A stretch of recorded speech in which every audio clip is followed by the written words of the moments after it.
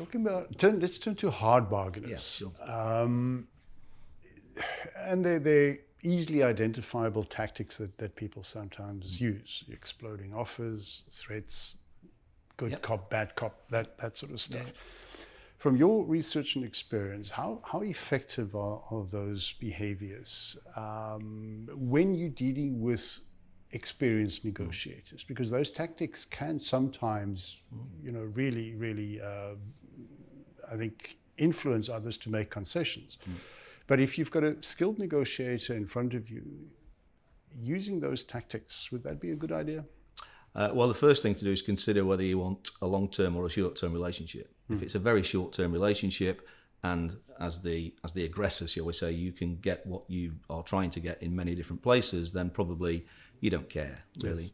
If it's a skilled negotiator on the other side, then they'll have a variety of different tactics to cope with that, which we can talk about. And they'll also decide whether or not this is a true negotiation, because to have a true negotiation, there needs to be an overlap. There needs to be mutual benefit somewhere in having this conversation. If there isn't, if you're that far apart, then it's not a negotiation. Why are you talking? Yeah. So the skilled negotiators will first of all remember that. So that's the first thing they'll do. This is a negotiation. It isn't a power play. Skilled negotiators will have done the preparation and planning properly. And the most important thing is that they've planned their worst case scenario on each of those negotiable issues that they may have. They will also make sure that they don't give concessions, that every time they move, it's in trade for something else.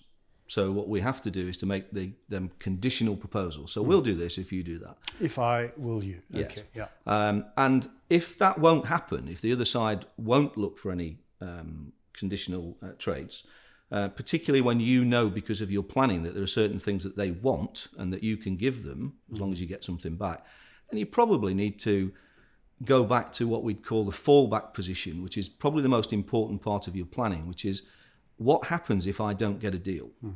And if at that point you're saying, well, if I don't get a deal here, I can go and sell these things over here or whatever the negotiation is about, then you probably want to say, I'm sorry, this is not for us, let's walk away from it. Yeah. So you're kind of reversing that threat a little bit to test whether or not that it is a true negotiation or not. What would your advice be if somebody is dealing with a hard bargainer,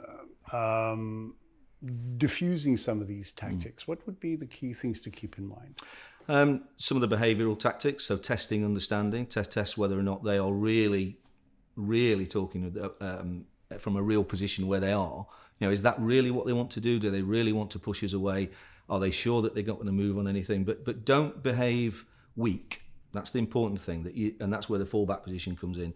You have to behave just as powerful as them, but to diffuse it with some of the testing, understanding, particularly common ground. So what is the reason for being there? What is the mutual benefit, not necessarily of each individual negotiable issue, but a mutual benefit of us both walking away with a deal that we're happy with. And it's not a 50-50. That negotiations are very rarely 50-50.